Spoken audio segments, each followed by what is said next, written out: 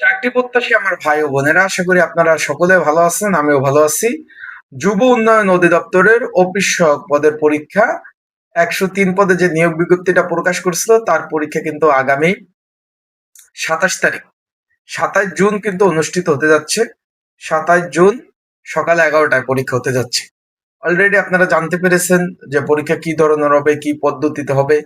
আজকের আমরা এই ভিডিওতে আলোচনা করব যে এখানে পরীক্ষার্থীদের কত সংখ্যক পরীক্ষার্থী পরীক্ষা অংশগ্রহণ করবে এবং আপনারা যারা পরীক্ষা হলে যাবেন কি কি ডকুমেন্ট কাগজপত্র নিয়ে যাবেন, যেহেতু বিভিন্ন জেলা থেকে যাবেন। আর একটা প্রশ্ন অনেকে করতেছেন যে ভাই, এখানে চাকরিতে লেখা হলো অস্থায়ী, এবং এটা কি আসলে তাহলে মাস্টার রোলের চাকরি না চুক্তিভিত্তিক, না কয়েকদিন পরে চাকরি চলে যাবে? এই বিষয়ে কিন্তু অনেকে আমাকে ফোন দিচ্ছেন, জানতে চাচ্ছেন সেই বিষয়। এবং এই যে আগামী 27 তারিখ পরীক্ষা প্রিপারেশন প্রস্তুতিমূলক সাজেশন রয়েছে, সেটা কিভাবে পাবেন, বিস্তারিত সকল বিষয় আলোচনা করব।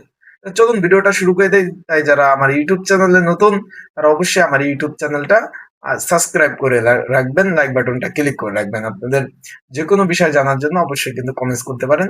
সেই বিষয়ে আমি সুন্দরভাবে আপনাদের কিন্তু জানিয়ে দেওয়ার চেষ্টা করব ইনশাল্লাহ। আপনাদের যে কোনো বিষয় যদি জানতে চান অবশ্যই সেই বিষয় কমেন্টস করবেন। আমি সেই বিষয়ে আপনাদের সুন্দরভাবে জানিয়ে দেওয়ার চেষ্টা করব।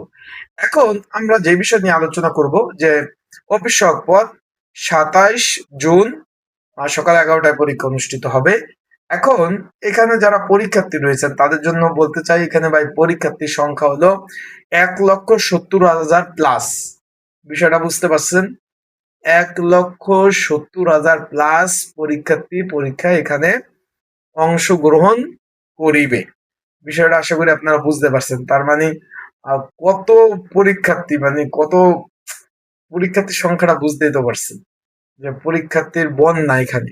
পরীক্ষার্থী হাট বসে গেছে, এত অ্যাপ্লাই পড়ছে এখানে, প্রচুর আবেদন পড়ছে। কারণ এই যে যুব উন্নয়নের চাকরিটা হলো মানে নিজ জেলায় উপজেলায় পোস্টিং পাওয়া যায়, তার জন্য অনেকে অ্যাপ্লাই করছে। এখন যারা পরীক্ষার্থী রয়েছেন তারা অলরেডি তো জানতে পেরেছেন যে 1,70,000 প্লাস পরীক্ষার্থী রয়েছে। পরীক্ষা হবে ঢাকাতে।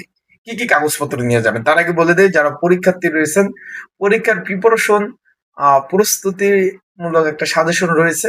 যদি প্রয়োজন হয় স্ক্রিনের উপর হোয়াটসঅ্যাপ নাম্বার রয়েছে, ডিসক্রিপশন বক্সে নাম্বার রয়েছে, পিন কমেন্টে নাম্বার রয়েছে। এই নাম্বারে মেসেজ করে যোগাযোগ করে আপনারা সাজেশন নিয়ে পড়তে পারবেন। যাদের প্রয়োজন আছে, আবারও বলতেছি, যাদের প্রয়োজন আছে তারা মেসেজ করবেন, যোগাযোগ করবেন, যোগাযোগ করে সাজেশন নিতে পারবেন। এখন এইখানে ভাই চাকরিটা কি আসলে চলে যাবে কিনা, এই ধরনের প্রশ্ন কিন্তু আমাকে অনেকেই করেন যে ভাই চাকরিটা আসলে কি চলে যাবে কিনা। এই ধরনের প্রশ্ন বেশি ইদানিং করতেছেন পরীক্ষা ডেট পড়ার পরে।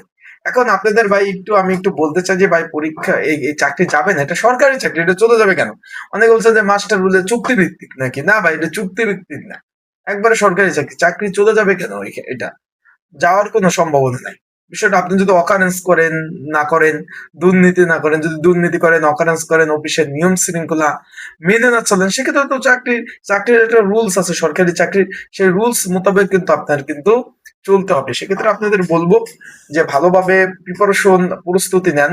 কোন কোন বিষয় পড়বেন: বাংলা, ইংরেজি, অঙ্ক, সাম্প্রতিক বিষয়, তারপরে ভূগোল, নৈতিক সুশাসন, কম্পিউটার, তথ্য প্রযুক্তি, এই যে বাজেট গেল, বাজেট সংশ্লিষ্ট তথ্য, এই যে তত্ত্বাবধায়ক সরকার, জুলাই বিপ্লব, এইসব আপডেট যে 2026-এর আপডেট আপডেট যে বিষয়গুলি সেগুলোর উপরে একটু বেশি ফেস দেবেন। জিকে গুলা ভালোভাবে একটু পড়ার চেষ্টা করবেন, জিকে গুলা ভালোভাবে একটু পড়ার চেষ্টা করবেন। আশা করি আপনারা বিষয়বস্তুটা বুঝতে পেরেছেন।